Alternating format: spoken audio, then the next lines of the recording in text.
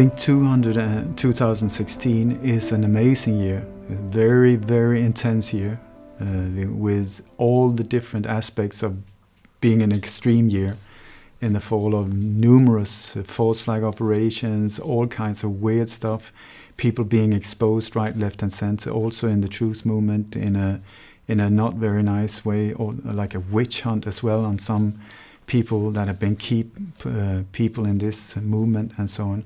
And it is, I call it the year when the fog is lifting.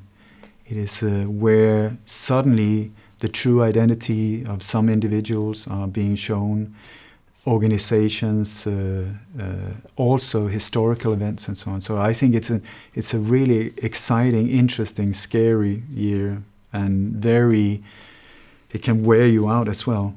But when I speak to people, it's like so many people are going through these things in their personal life as well. It is the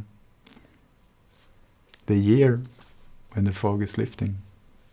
I think that when you look at the understanding of what's going on in the world, so many people are waking up to the facts. So many are understanding what false flag operations are, how they are being used against us, and also that the quality of these operations now is getting absolutely ridiculously bad, because they need what they call scare of the day. It used to be scare of the century almost, then scare of the decade, then scare of the week. Now it's down to scare of the day. It's been the summer of 2016 has just been ridiculously bomb. And I believe it's so important to understand that you have to look from a higher perspective, not just look, this is the US, this is the UK, this is Germany, this is Turkey. It is a global game, according to the agenda of the New World Order, where this weapon against us, this tool of false flag operations, is one of the key tools in how to get us fearful, so that we will accept more and more militarized control, more and more surveillance, more and more giving up our civil rights, more and more totally unjust wars, where we have to pay for them and give up the lives of our sons and daughters in these wars that are only for their greed. And since the speed and the number of these false flags is just ramping up all the time, the quality is going down the drain. So what used to be really high quality false flag psyops, where most of us have had no idea, and just like the CIA said, the perfect operation is an operation that is never discovered. So many of these we have no idea about. They took place without us understanding. But these ones, oh my God, it's like, it's laughable sometimes, because it's just, there's no sort of effort to go into great details. There's no effort to go. It's just becoming more and more apparent and so much easier to spot, which is perfect for someone like me, because they're doing the job of exposing themselves. I just have to point out the things that's that, and then you put the dots together. And so I hope this year's lecture, which is called a Global Tour of Terror, will be almost like a fun lecture. I'm hoping for a lot of laughter, and so because I will just show it. I will just show the video recordings from the CCTV cameras, how it's connected, what they done, how they carried it out, and all the mistakes they made. So in the end, it's ridiculous. It's just coming to a point where it's so ludicrous and like a bad joke. What looks so apparent, like, oh my God, this is real terror, these are real victims, this is real people being killed, and so on. I mean, that is what we're being fed. It's only once you start going into detail, and I try always to go on location and be there, track them down.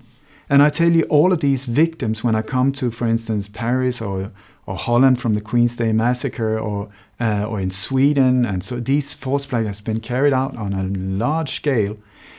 I come there and people say, yeah, but so many people were killed. I agree, that's the story. So where are they?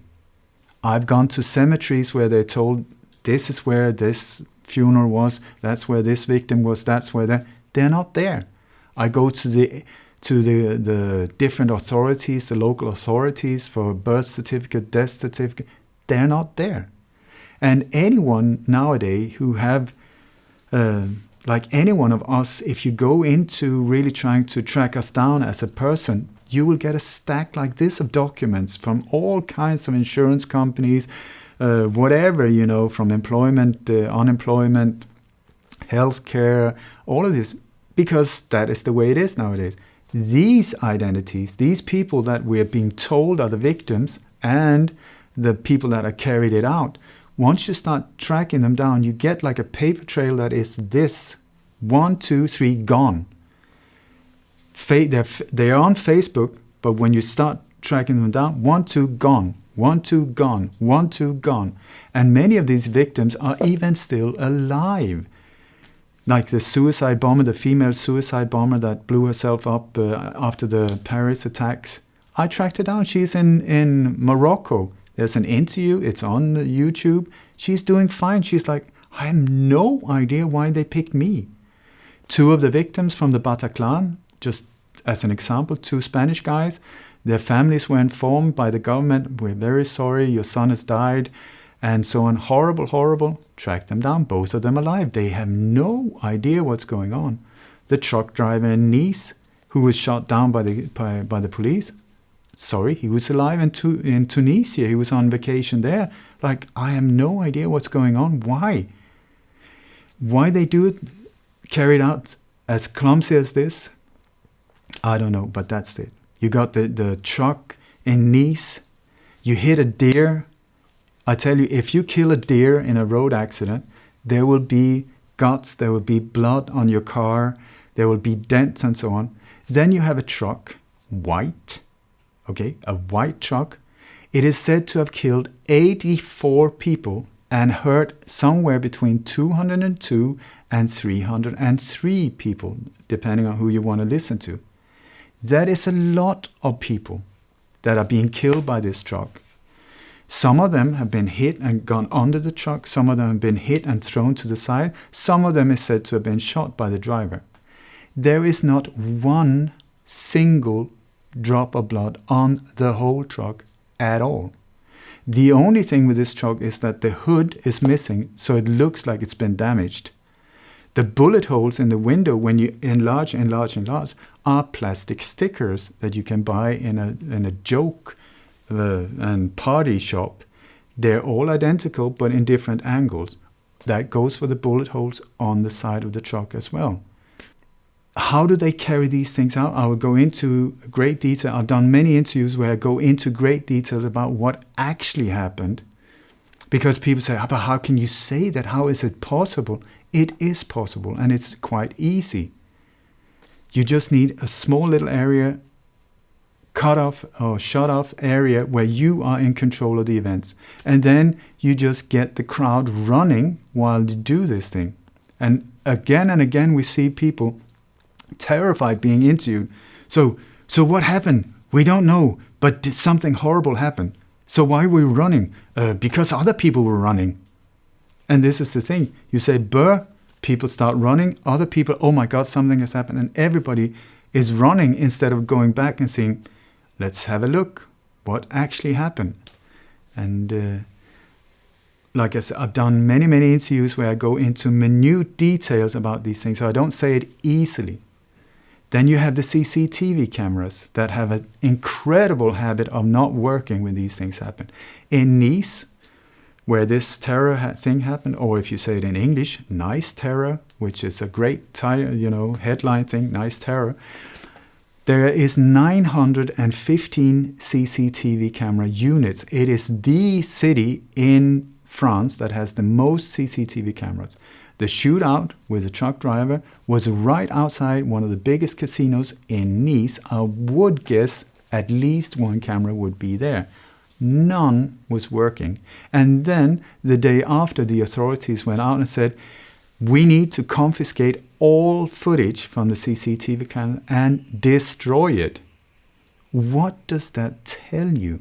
Is this the behavior of authorities that care for you, that want the truth out there, that want this not to be repeated? Or is it the act of a criminal mind who is involved in very suspect activities that want to cover their track and cover their butt? I would suggest criminal behavior. And this is just a very few details about these things. That is, it's again and again and again and again the same. So that is why I spend a lot of my life trying to just expose the templates that are being used. They're very few, they're very simple, how they do these things to keep us in fear mode. Because it's only when we're fearful that they can control us. So they have to keep adding boogeymen, their own creations like ISIS and Al-Qaeda, totally their own tools to say, "Buh," so that we will go, "Ah," and then we will accept their solution. It's the same, and the same.